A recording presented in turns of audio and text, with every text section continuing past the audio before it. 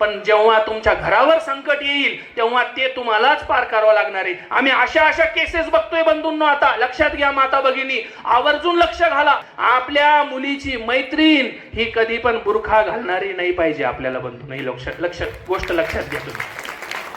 मैत्रीण पण नाही पाहिजे. आपण म्हणू मुली काय करणार आहे, मुली तर खरं काम करू राहिले. आता तुम्ही आता सोशल मीडियावर व्हिडिओ बघितला असेल, आपल्या हिंदू मुली स्वतःचं नाव मुस्लिम सांगतायत तिथं बसून. अरे लाज वाटली पाहिजे.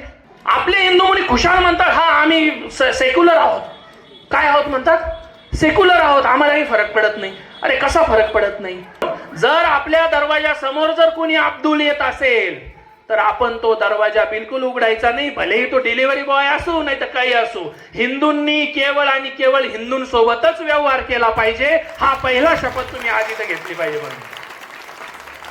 त्याशिवाय हे होऊ शकणार नाहीये. का? कारण की तुमच्या पैशाचा उपयोग आपलाच धर्म नासवण्यासाठी केला जातोय.